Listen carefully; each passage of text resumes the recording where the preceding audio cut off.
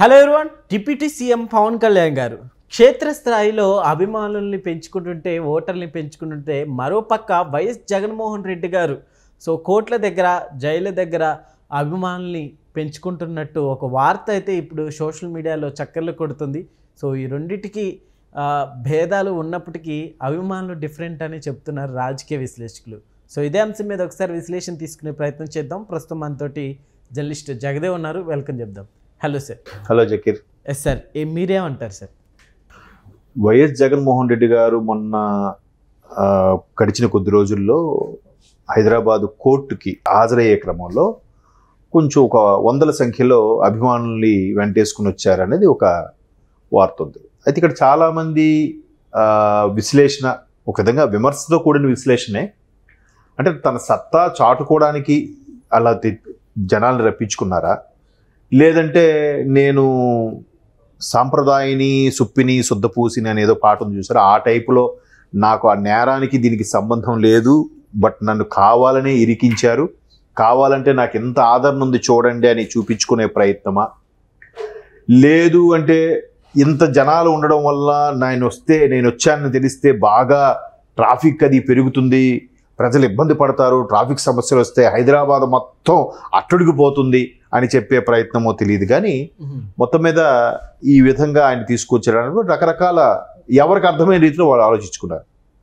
ఇకపోతే పవన్ కళ్యాణ్ ప్రస్తావన మీరు ఎందుకు వచ్చిందంటే, పవన్ కళ్యాణ్ గారు 2014 ఎన్నికల ముందు పార్టీ అనౌన్స్ చేశారు జనసేనని. ఆల్మోస్ట్ ఆల్ అప్పట్లో ప్రజారాజ్యం పార్టీకి చిరంజీవి గారికి ఎంత క్రేజ్, ఎంతమంది జనాలు వచ్చారు, అదే స్థాయిలో ఈయనకే క్రేజ్ వచ్చింది. కాకపోతే అప్పటికే పార్టీ ఇంకా చిన్న పిల్ల కాబట్టి, అంటే పురుడు పోసుకొని కొన్ని నెలలే అయ్యింది కాబట్టి 2014 సార్వత్రిక ఎన్నికలకి సిద్ధంగా లేము, బట్ భావజాలం ఏకీకృతం అవుతుంది కాబట్టి టీడీపీ బీజేపీ కలిసి పోటీ చేసినప్పుడు దానికి మద్దతు ఇచ్చారు. తర్వాత 19లో ఎందుకో మధ్యలో 14-19 మధ్యలో కొంత విభేదించారు. అంటే కేంద్రం నుంచి నిధులు రప్పించుకోవడంలో కానీ, స్పెషల్ స్టేటస్ తీసుకొచ్చుకోవడంలో కానీ చంద్రబాబు నాయుడు గారు విఫలమయ్యారన్నట్టుగా, ప్రశ్నించడానికే జనసేన వచ్చింది అన్నట్టుగా ఈయన, అంటే మన టాపిక్ అటు ఎందుకు వెళ్తుందంటే చెప్తున్నాను వివరంగా. మొత్తం మీద సింగిల్గానే వామపక్షాలతో కలిసి సింగిల్గా పోటీ చేశారు, 2 దగ్గరలో ఓడిపోయారు. ఈలోగా మేబీ జనసేన కొంత ప్రభావం చూపించిందో, లేదంటే నాకు ఒక్క ఛాన్స్ ఇవ్వండి అనడం వల్ల, లేదంటే జగన్మోహన్ రెడ్డి గారు స్టార్ బాగుండడం వల్ల మొత్తానికి ఆయన 19లో గెలిచారు. గెలిచిన తర్వాత ఇంకా మరి పార్టీని, ఆయనకి అంతవరకు కూడా ఉన్న మనుషుల్ని ఎవరిని పట్టించుకునే పరిస్థితి లేదు. ఇంకా నేనే రాజు, నేనే మంత్రి, నేనే తోపు, ఒక ట్రంప్ లాగా ఫీల్ అయిపోయారు ఆయన. ఇప్పుడు ట్రంప్ ఎలా ఫీల్ అవుతున్నాడో అలాగా. మొత్తం మీద మొన్న ఫీల్ అవ్వడమే, ఆయన ముందు నుంచి నమ్ముకున్న కార్యకర్తలు అందరూ కూడా ఒక్కొక్కరుగా దూరంగా జరగడము, నాయకులు కూడా ఆయన పక్కన వెనక నుంచి ఉద్బోధ చేయడము, వీళ్ళు రెచ్చిపోయి మాట్లాడడము, ఇవన్నీ కూడా మైనస్ అయిపోయాయి. చాలా కారణాలు, ఉద్యోగులను పట్టించుకోకపోవడము, పథకాలు తప్ప అభివృద్ధి లేకపోవడము, ఎవరికి ప్రాధాన్యత ఇవ్వకపోవడము, శాఖాపరమైన మంత్రులు ఉన్నప్పటికీ ఆ శాఖల వాళ్ళ పేర్లకే పరిమితం అవడం, రకరకాల దగ్గర 10-15 కారణాలు చెప్పుకోవచ్చు. అయితే ఇప్పుడు చాలామంది ఇచ్చే విమర్శ ఏంటంటే, ఈయన హైదరాబాద్లో బల ప్రదర్శన ఎందుకు, అక్కడ గన్నవరం ఎయిర్పోర్ట్లో ఫ్లైట్ ఎక్కేసరికి పట్టుమని 50 మంది 100 మంది కూడా లేరే, ఇక్కడ ఎందుకు బల ప్రదర్శన, తెలంగాణలో పోటీ చేస్తారా లేదు? సార్, జగన్మోహన్ రెడ్డి గారికి ఇప్పుడు క్షేత్రస్థాయిలో కూడా అదే అభిమానం, ఆదరణ ఉందంటారా? ఉంటే మరి మన గన్నవరం దగ్గరికి రావాలి కదండి. ఆయన ఎప్పుడు బయటకు వచ్చినా జనం చుట్టూ మూగిపోవాలి కదా. పైగా ఆయన అటు విజయవాడ వరదలకు కానీ, ఇటు ఉత్తరాంధ్ర వరదలు ఎప్పుడైనా కానీ ఒక్కసారి జనాలు మీదకి వచ్చారుగా. ఈయన అన్ని సమస్య అయిపోయిన తర్వాత కూల్గా బెంగళూరు నుంచి బయటకు వచ్చి మెల్లగా వచ్చి పరామర్శించి అది చెప్తాను, ఇది చేస్తాను, అసలు గవర్నమెంట్ ఏమి చేయట్లేదని విమర్శించి వెళ్ళిపోతున్నాడు. వెంటనే రావట్లేదు, మళ్ళీ ఆయన ప్రాణానికి ఏమి ముప్పు కలుగుతుందన్న భయంతో. అటువంటి జగన్మోహన్ రెడ్డి గారు అట్లాగా విమర్శలతో పాటు కార్యకర్తలను దూరం చేసుకుంటే, డిప్యూటీ సీఎం పవన్ కళ్యాణ్ గారు కేవలం పార్టీ కేడర్ని బలోపేతం చేసుకోవడానికి స్థిరపడ్డారు. ఎందుకంటే ఎప్పుడైతే ములాఖత్ అయ్యి చంద్రబాబు నాయుడు గారిని జైల్లో కలిసి పోటీ చేస్తామన్నారో, ఆయన బయటకు వచ్చిన తర్వాత మొట్టమొదటి సభ తాడేపల్లిగూడెంలో పెట్టినప్పుడు అదే చెప్పారు, మేము కేవలం ఒక అనుభవజ్ఞులైన ముఖ్యమంత్రి కోసం చూస్తున్నాం, అందుకు నేను చంద్రబాబు నాయుడు గారికి పూర్తి మద్దతు ఇస్తున్నాను. అలాగే గ్రౌండ్ లెవెల్లో బలమైన పార్టీ కేడర్ గలగా ఏకైక పార్టీ తెలుగుదేశం పార్టీ కాబట్టి దాంతో ముందుకెళ్ళడానికి సిద్ధపడుతున్నాం.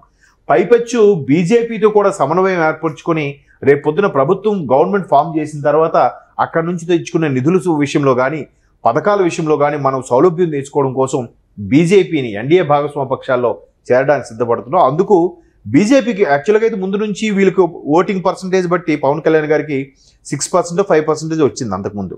సో అంత తక్కువ పర్సంటేజ్ కాబట్టి ఈసారి అది 12% 15% పెరిగే అవకాశాలు ఉన్నాయి. కాబట్టి సరే 30 సీట్లు ఒక 4-5 ఎంపీ సీట్లు అని అనుకున్నారు. ఏవి మొత్తం 25 సీట్లకు గాను 25 ఎంపీకి 175 అసెంబ్లీకి.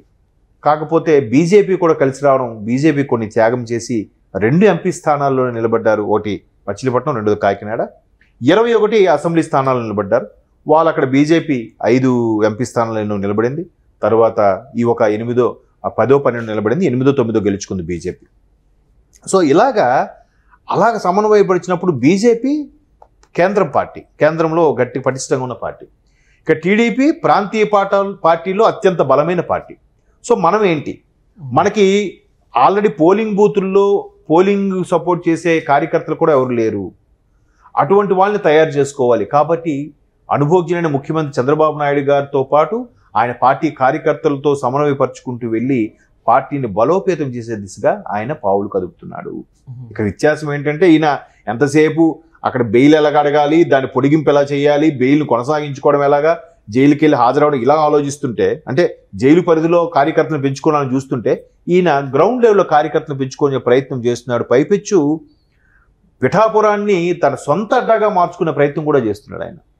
వంగ గీతార్ లాంటి వారు ఓడిపోయారు. ఆ తర్వాత దొరబాబు, పెందెం దొరబాబు ఎవరైనా, ఆయన కూడా ఆయన పోటీగా ఉండే వ్యక్తి ఇప్పుడు జనసేనలో చేరిపోయాడు. వర్మ గారిని కూడా కలుపుకెళ్ళిపోయాడు, సొంత టీడీపీలో ఉన్న వ్యక్తి వర్మ గారిని కూడా. సో ఒక పిఠాపురాన్ని ఒక అడ్డాగా మార్చుకొని, ఎలాగైతే ఒక జగన్మోహన్ రెడ్డి గారికి పులివెందుల, ఒక చంద్రబాబు నాయుడు గారికి కుప్పం, ఒక లోకేష్ గారికి మంగళగిరి అయితే ఎలాగో ఈయన కూడా పవన్ కళ్యాణ్ పేరు చెప్పగానే పిఠాపురం పేరు గుర్తొచ్చేలాగా అక్కడ స్థానికంగా అన్ని కార్యక్రమాలు చేయడము, నిర్వహించడము, పార్టీని కేడర్ని బలోపేతం చేయడము, మిగతా పార్టీలను కలుపుకుంటూ పోవడము, కార్యకర్త సంఖ్య పెంచుకునే దిశగా పావులు కదుపుతున్నారు. దానికి ముఖ్యంగా మెయిన్ రైట్ హ్యాండ్ అంటే ఒక విధంగా మనోహర్ గారు, ఇంకో పక్క నాగబాబు గారు కూడా ఉన్నారు. వీళ్ళిద్దరూ ప్రధానంగా పార్టీని బలోపేతం చేయడం విషయంలో కానీ కార్యకర్తల సంఖ్య పెంచుకోవడంలో కూడా బాగా వర్క్ చేస్తున్నారు. మోరవర్ పవన్ కళ్యాణ్ గారు పిలిచినా పిలకపోయినా ఆయనంటే పడి తెచ్చే అభిమానులు కూడా ఆయనకి ఫేవర్గా కార్యకర్తగా కూడా పనిచేయడానికి సిద్ధంగా ఉన్నారు. మొన్న ఎలక్షన్స్లో కూడా దానికి బెస్ట్ ఎగ్జాంపుల్ జబర్దస్త్ ఆర్టిస్టులు అందరూ కూడా పవన్ కళ్యాణ్ గారు పిలవకపోయినా ఆయన మీద అభిమానం కొద్ది వచ్చి క్యాన్వాసింగ్ చేశారు. పవన్ కళ్యాణ్ గెలిపించండి, ఓటేయండి అని. ఎక్కడైతే పవన్ కళ్యాణ్ ఓడించాలనుకున్నారో అక్కడే బుల్లెట్ దిగేలా చేశాడు, జెండా పాతాడు, భయంకరమైన మెజార్టీతో గెలుచుకొచ్చాడు. సో ఇద్దరికి వ్యత్యాసం ఇది. జగన్మోహన్ రెడ్డి గారి మీద చాలా విమర్శలు ఉన్నాయి, చాలా రకాలుగా, రాజకీయ పరంగా, వ్యక్తిపరంగా, ఫ్యామిలీ పరంగా, అటు రాయలసీమ పరంగా కూడా కొన్ని రకాల విమర్శలు ఉన్నాయి సినిమాలో చూపించినట్టుగా. ఇక్కడ ఈయనకి మొదటి నుంచి ఒక మంచి ధోరణిలో వెళ్తున్నాడు కాబట్టి ఆ పదంగా వెళ్తున్నాడు. ఆ పరంగానే అభిమానులు, కార్యకర్తల్ని సొంతం చేసుకుంటున్నాడు. ఫ్యాన్స్ ఓటర్లుగా మార్చుకోవడం అనేది బిగ్గెస్ట్ టాస్క్. ఇప్పుడు అది ఆయన ఆ పనిలోనే ఉన్నాడు. Okay sir, thank you.